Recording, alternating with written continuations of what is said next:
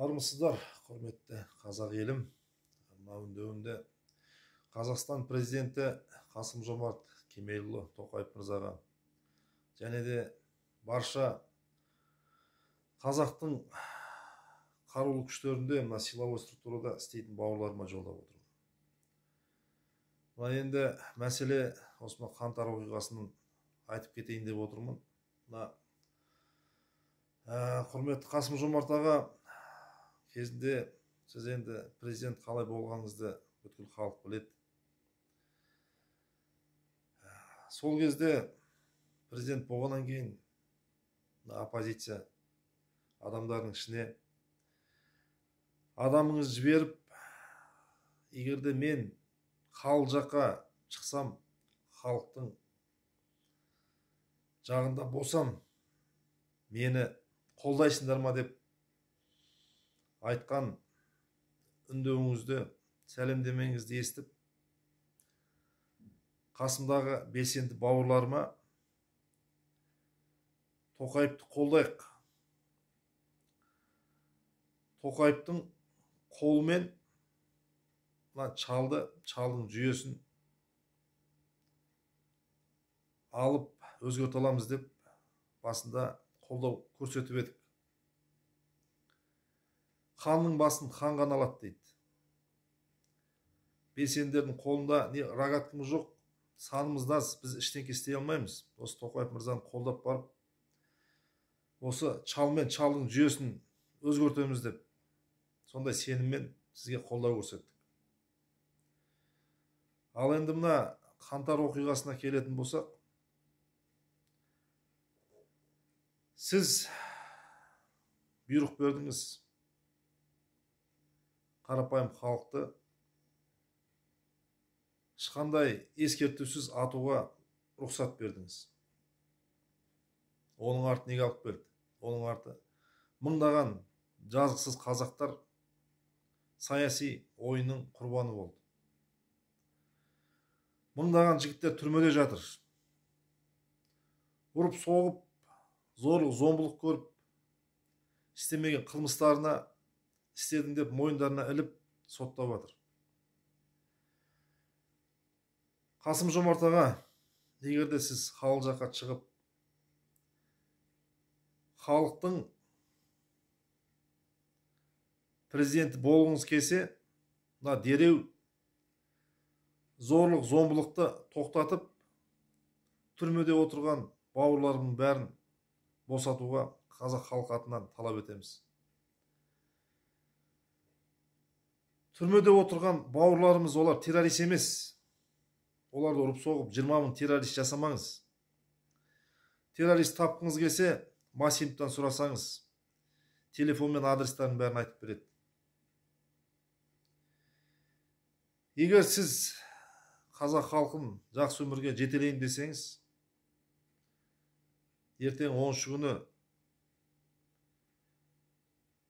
сол жазықсыз атылып кеткен бауырларымыздың қырқы болады. Сол кезде көптеген бауырларымызды түрмеден шығарыңыз. Сол кезде біз түсінеміз сіздің халық жаққа шыққаныңызды, халықтың сөзін сөйлейтініңізді. Мына площадьта сол кезде өзімде жүрдім. Ол кезде жүрген өңкей жас қыздар, жас балалар, 18 жастағы кішкентай жас қыздар, жас балалар да жүрді. Қолдарында қару да жоқ, елім жерім деп шыққан, бейбіт шеруге шыққан қазақтар болған. Жаңаөзенде көрсеңіз, Жаңаөзенде ешқандай қан төгіссіз белсенділердің арқасында облыстың әкімі келіп, халықтың талабын орындап қайтты. Ешқандай халықта қырылған жоқ, ештеңке бүлік болған жоқ. Алматыда не болды? Арон Атабектің 40-нан кейін бүткіл мен деген белсенділердің бәрін қамап тастады. Соның кейін барып әтей жасалған, жасақтау бүлікшілер, солардың қолдауымен, өздеріңіз білесіздер, әтей жасалған әрекет болды. Саясаттан жұрдай жас балаларды апарып, осындай бүлік апарып тықып кетті. Сол үшін сізден Қасым Жомарт аға сұрарым, жазықсыз сотталып жатқан бауырларымыз жіберіңіздер. Бір күн, екі күн магазин тонаған қазақты мойындарына қанша ұрлады, 100 мың, 200 мың теңгелерін мойындарына артып беріп, оларды да түрмеден босатыңыз, амнистия жариялаңыз. 30 жыл бойы қазақты тонаған билікті біз іштеме деп қазір соттап отқан жоқпыз. 30 жыл бойы тонадыңыздар, 1-2 күн қазақ магазинге кіріпті, аш қазақ, оған енді көздеріңізді жұмыңыздар, рақымшылық беріп қазақты босатыңыздар. Мына силовой структурадағы істеп отқан бауырларым айтарым, осы күнге шейін ойлап жүргем, қазақтың жауы мына Қытай мен Ресей деп. Сөйтсем, қазақтың жауы өзіміздің ішімізде екен. Мына сіздердің миларыңызға орыстың идеологиясын құйып қойған. Мына қазақты құртамай, қазақты сексеуіл методын қазаққа ұстанған орыстар. Қазақты қазаққа қарсы қойып. Сол сексеуіл методымен әлі күнге шейін келе жатыр. Мен баяғыда ойлайтын, мен мына Банды қуған Хамит деген киноны білесіздер ғой, бәріңіз көрдіңіздер. Осы күнге шейін ойлап жүріппін, жаңа Хамит халықтың, қазақтың батыры деп. Ал қазір ойлап қарасақ, сол Хамит нағыз сатқынның өзі сол Хамит екен. Ал жүрген сол бандылар нағыз халықтың батырлары, сол бандылар екен. Байларды, билерді соның бәрін сол кезде бізге жаман көзқараспен бізге көрсетіп, сол қазаққа сондай жаман жексұрын қып көрсетіп отырған. Ал сондай сол Хамиттердің арқасында 30-шы жылдары 6,5 миллионның 4 миллион қазақ қырылып кетті, сондай Хамиттердің арқасында. 27 мың зиялы қауым атылып кетті. Мен деген батырлар, мен деген елім жерім деген қазақтардың бәрі сол Хамиттердің арқасында қырылып кетті. Қазақтарды сондай деңгейге шейін түсірді. Қазақтар аштықтан қырылды.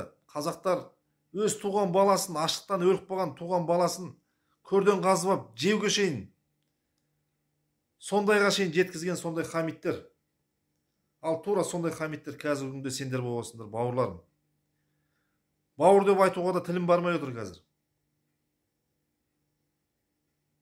Сол 6 күні қырған, қазақты қырған сендерсіңдер, сол қазақтың жігіттері, снайперлер отырды. Кішкентай бүлдіршінге шейін атып тастадыңдар, кішкентай балаға шейін атып тастадыңдар. Өздерің балаларың ғой, өздерің бауырларың, өздерің қыздарың. Ал сонда қазір ойлап осындар, жаңа біз дұрыс жасап отырмыз деп. Сол кезде кірген бүлікшілер, военный сондай тактика бар. Екі жаққа бір-бірін жауластыру үшін, екі жақты да полицияны да, ОМОНды да атқан солар, әтей істелген жаңағы бүлікшілер. Халықты да атқан солар, сөйтіп бір-бірімізге қарсы қойып қойды. Бастарын кескенде солар, бүлікшілер, әтей жасалған жаңағы дайындалған жасақшылар, бүлікшілер. Қазаққа қазақты қойды да, олар өздері өлген адамдарын алды да сонымен жоқ болды. Ал оның арқасында сендер келесі күні қарусыз тұрған бауырларымды атып тастадыңдар. Қазір кезде түрмеде мыңдаған қазақты қорлап, зорлап жатсыңдар қазір. Үтікпен күйдіріп. Жазық жоқ қазақтарды қазір. Бүлікші жасап, 20 мың террорист жасап қазір. Білгендерін жасап жатсыңдар. Енді сендер ойланыңдар. Ана бастарыңды қосып, логикаларыңды ойлап қарасаңдар. Кезінде білесіңдер, осындай зорлық зомбылық көрген Күлібаев деген жігіт жалғыз өзі жүріп, ашынған, сендерге заланған, жалғыз бір жігіт Алматыны төңкеріп тастады. Ал ертең күні сендердің осы мына ұрып жатқандардың арқасында әр өлген қазақтың артында 100 туысқаны бар. Өз қолдарыңмен сендер террорист жасап жатсыңдар қазір. Өздеріңе жау жасап жатсыңдар, өздеріңе көр қазып жатсыңдар қазір. Сол қазақ, ашуланған қазақ, сол 5-6 күні олар жай шықты, бейбіт түрінде шықты. Ертең күні сол 100 мыңдаған Күлібаевтар көшеге шығады. сол кезде не істейсіңдер? Қай тесікке тығыласыңдар? Соны ойладыңдар ма? Ертең күні халыққа қазір зорлық, зомбылық көрсетіп жатқан полиция, ОМОН, басқа да силовой структураның жігіттері ертең күні бәріңді қара беттер списігі халықтың алдына шығасыңдар. Сендер Марсқа көшіп кетпесеңдер, осы жерде тұрасыңдар ғой, халықтың арасында тұрасыңдар. Сол ұрып соққан бауырларың ертең күні сол қызын алып құдаласып бір дастарханда отырасыңдар. Ертең күні сол кезде не істейсіңдер? Ертең күні бәрін сотталасыңдар. Ертең күні жасаған қазаққа қорлық, зомбылықты өздерің көресіңдер. Сол хамит болмаңдар, бауырлар. Зорлық, зомбылықты тоқтатыңдар. Дереу тоқтатып, жазықсыз сотталып жатқан жігіттердің бәрін түрмеден шығарыңдар. Ертең күні 45 жасқа келесіңдер. Арттарынан бір тебет. Сонда не істейсіңдер? Қайда барасыңдар? Халықтың арасында сол охранник болып жұмыс істейсіздер. Таксист болып жұмыс істейсіздер. Халықтың арасында жүресіздер. Сол кезде қорлаған, зорлаған адамдарыңызбен кездесіп, бір көшеде кездескен кезде не істейсіздер? Соны ойланбадыңыздар ма? Сол, құрметті бауырлар, әр қазағым жалғызым, әр қазағым бауырым дейді. Бір-бірімізге жау болмайық. Болар іс болды. Осын енді қалған дереу тоқтатыңдар. Зорлық, зомбылық тоқтатып, бауырларымызды түрмеден шығарыңдар. Тоқаев мырзаға айтарым. Мыңдаған қазақ қырылып кетті, жазықсыз. Оны білесіз. Мына қазір қор құрылып жатыр ғой. Қазақ халқына деп қор құрылып жатыр. Сол қордан әр қайтыс болған қазаққа үй, жер туысқандарына алып берілсін. Қазақтың салт дәстүрі бойынша өлген адамның пұлы болады. Сол өлген адамдардың пұлын өтеп беру үшін әрқайсысына туған туысқандарына үйлерін алып беріңіздер, жерлерін алып беріңіздер. Жесір қалған балаларға жағдайын жасап беріңіздер.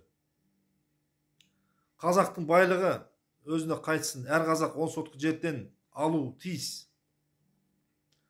Қазақтың қаза байлығынан әрқайсысы қазақ дивиденд алуына тиіс.